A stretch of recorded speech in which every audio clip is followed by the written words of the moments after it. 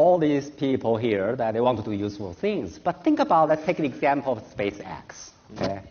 This is the area, traditionally, we would think this is exclusive for government to do it. Right. It's very high hurdle from technological point of view, from financial point of view, from regulation point of view.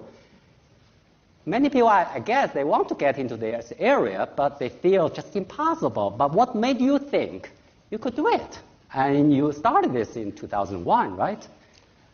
2002. 2002. But yeah, I can tell you the origin of SpaceX was really not from the standpoint of trying to create a company.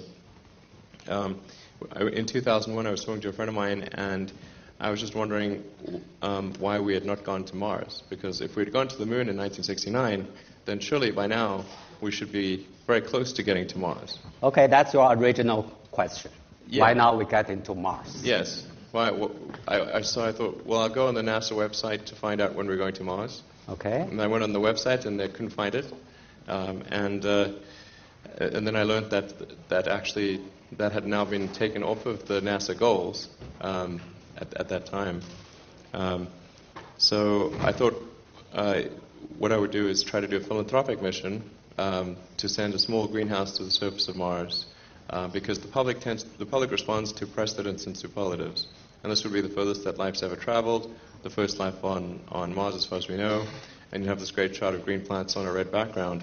And I thought that this would perhaps get the public excited enough to increase NASA's budget so that we could kind of resume the dream of Apollo. That was actually the origin. And I went to Russia 3 times to try to buy some used ICBMs to send the mission to Mars, and I did negotiate a deal, but I came to the conclusion that I was actually my premise was incorrect. I actually thought that the reason that we had not gone to Mars was because of a lack of will, but in fact, I think the will is there, but then people must believe that there's a way. If the people think that there's no chance of it being successful, then they will give up. So I decided that I had to try to start a company to reduce the cost of access to space, to improve rocket technology, because it had been essentially in stasis since the 60s. There's no fundamental improvement that's occurred. In fact, it's argue it's gotten worse on a cost per unit mass to orbit basis. So that was the basis for starting SpaceX. But at the beginning of SpaceX, I thought maybe there was a 10% chance of success. 10% chance? Maybe, at most, yeah. So you took the risk?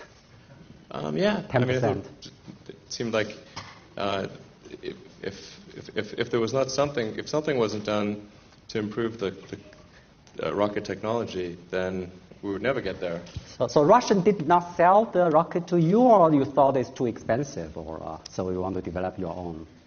Well, they actually, I did come to terms with the Russians, but then the only reason that the rockets were lower cost was because of arms reduction talks, so that they were essentially scrap rockets. So even if one could use those rockets, but once you ran out of the scrapped rockets because of arms reduction talks, then you'd be back up at the high prices again. Mm-hmm. So it was at most a short-term possibility. It would not result in a long-term benefit. It would certainly not result in the establishment of a self-sustaining city on Mars, which is really the goal that we should have in the space program. Okay, now you have the will. Now you did some initial work. You contacted Russians, and you thought there's no progress made in the last few decades, so there's a possibility. But then, rocket science is very hard science. So you are not only a chief executive officer, but also chief technology officer. So your college degree is from business and physics. You only spent 3 days in a PhD program. So my guess is that, I'm pretty sure you're self-taught. You learned all these hard science, engineering, computer programming, physics, and all others by yourself, engineering. How did you do that? tell us, a student, that you can do that without going through the formal programs, basically. Oh, sure, you can learn much faster than the formal programs. You can learn faster than formal programs. Tell us, share some secrets with us. How Just can read you do lots that? of books. Huh? Read a lot of books. Read a lot of books and talk to a lot of people. You can become rocket scientists by reading books without... Well, and experimenting, of course. I mean, experiments and books. You need to, because sometimes the things in the books are not correct. Okay. But that's basically how it works. I mean, you can learn things very quickly if you just read the books. I mean, information is all there. You just pick up the books, you learn and become an expert in this hard science engineering area. You could do that. Yeah, I mean, at the risk of sounding like a robot, your data rate in reading books is much faster than in a lecture. You can read information far, far faster than you can hear it. So then it's much faster to read. Well, I'm a little bit worried we'll be out of a job now if that's the case. But Professor Zhu, that we teach many physics courses here, right, for physics majors. You probably have some questions here that about what courses there. Yeah, I think junior students can self-study physics. But anyway, the physics is based on experiments, and in particular for the engineering, hard technology is also should to do some experiments, even to do some machine in the factory. How can you get such a real experience from self-study? And I have another question about what kind of physics course do you like most? Which physics course do you think most helpful for your company, for your creative thinking, for your so wonderful companies? Sure. Actually, the fundamentals of physics that's what's most helpful. The very framework of how to think about physics is by far the most helpful. And to sort of understand how did the first scientists learn anything, and how did they change the way that they learned things? How did they change their framework of analysis over time as they learned that one mode was better than another? This is extremely helpful to know. So honestly, it's like Physics 101 is like if people really pay attention to Physics 101, that's the most valuable. And then, I thought quantum mechanics was really interesting too. It's amazing that quantum mechanics is true. It's still hard to believe, really. So I'm thinking that to put quantum mechanics as a required course for School of Economics and Management students in the future. So it's a hard one, I have to tell you. It's a hard one? Oh, yeah. Which part is hard? Is mathematics part or principles part? Or which part is hard for quantum mechanics? It's counterintuitive. It's extremely counterintuitive, so that you can't just use the way that you normally would think about the way that reality works, which you can in many other areas. So because you just don't have, your intuition is not a good guide, that makes quantum mechanics quite difficult. It also combines quite a lot of advanced math and statistics at the same time. So if you're very good at statistics, then quantum mechanics would really help. Yeah. Okay, I did statistics. Yeah. So I think statistics is quite hard too. You like statistics? Absolutely, yeah. Statistics is very interesting. I think everyone should learn statistics too. Everyone should learn. Yeah, very important. Because otherwise you can get tricked too easily by these things. It's as you know, there's that famous saying, I'm not sure who it was, maybe Churchill or somebody said, there are lies, there are damn lies, and then there are statistics. That's right. There are 3 types of lies. Yeah. Did Churchill say this? I think it was, maybe, I'm certain. Huh? Disraeli said that. Disraeli, okay. Yeah, I know that. It was some British guy. Yeah. Very good. So now, so it's been 13 years since you started SpaceX. I know your aspiration is to send human to Mars, and with reusable rockets, reduce the cost by a factor of 10. I think ultimately a factor of 100. Ultimately a factor of 100. Okay. Now, I remember you said in 2011 that at the time you said in 10 to 20 years you could put man or human on Mars. Now we are 2015, so that will actually happen, if your prediction is correct, will be 2020 or 2030. It's not that far away from now. Are you still optimistic? I think about 10 years. In 10 years? Roughly, yeah. Roughly, by you? Yeah, that's certainly, yeah. Well, I mean, there'll be a lot others, not just me, but we have a very talented team at the company, so, there's 5,000 people at SpaceX, so. Yeah. It won't be easy, right, reusable rockets, because NASA stopped Space Shuttle. True. It's a very expensive thing, so I'm not an expert on that, but I guess it's not that easy. So why you are so confident that you could do this? Well, I mean, at this point, I feel quite confident of at least achieving boost stage reusability, because we've been able to land the boost stage twice in the ocean, and we've been able to at least hit the ship twice. On the second time, it took several seconds for the rocket to explode.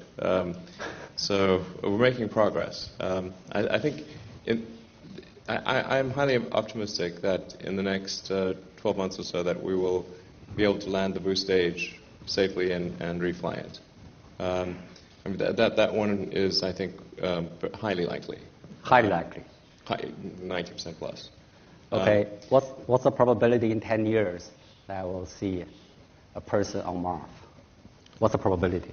Well, I'd give the 10 years, I'd make that the sort of 50% likely. 50%. It sort of depends on what happens with the world, and but if one were to extrapolate current trends for SpaceX, I think 2025 is around, approximately correct. 2025. Yeah. Approximately. 10 years from now, so that's. Yeah, approximately. So, but I think the fact that reusability is important. This is an example of where first principles analysis makes sense, because if you were to look at, say, by analogy and say, well, let's look at prior efforts to achieve reusability, such as the space shuttle, right, or the Russian Buran program, right, and say, well, those attempts at reusability did not result in any improvement in the cost of spaceflight. In fact, they increased the cost of spaceflight. So the shuttle on a shuttle budget was about $4 billion a year, and there were typically 4 flights per year. So obviously the cost was roughly $1 billion a year. Right. And this was much more than an expendable rocket of equivalent payload capability. So then people would look at this and say, well, based on that, it would appear that reusability increases the cost; it does not decrease it. However, this is not true if you look at it from a first principle standpoint. Because if you look at, say, what is the cost of the propellant used if you use a low-cost propellant such as refined jet fuel, and in the case of our rocket, the propellant cost is approximately $300,000 per flight, but the rocket costs $60 million. So that's a pretty huge, difference. You've got the cost of propellant essentially 0.5% of the cost of the rocket. It's comparable to that of a large jet, essentially. And so obviously, if you can achieve reusability, you can start to approach the cost per flight. The cost per flight would asymptotically approach the cost of propellant. You're factoring in maintenance and other issues.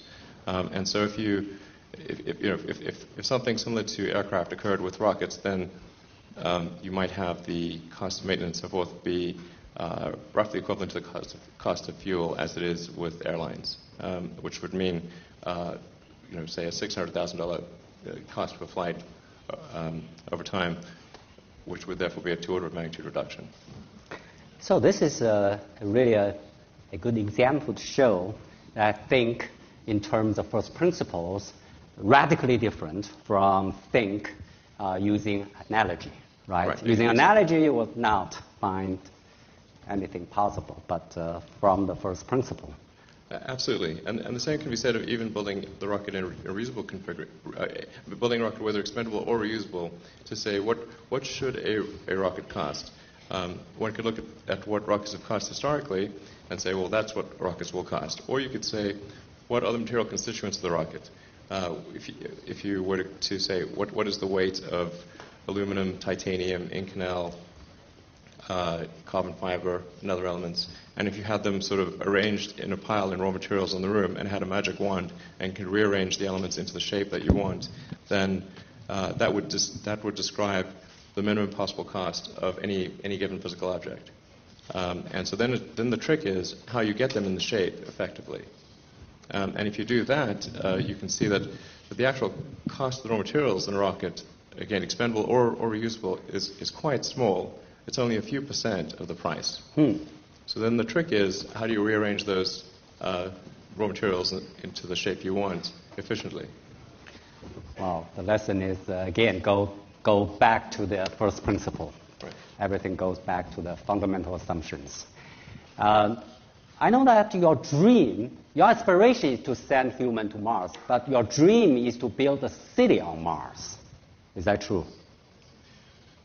Well, if you think of it sort of broadly, the history of human civilization will fundamentally bifurcate along two directions. Either we will become a multi-planet civilization, be out there exploring the stars, or we will be a one-planet civilization until some eventual extinction event, whether self-inflicted or natural.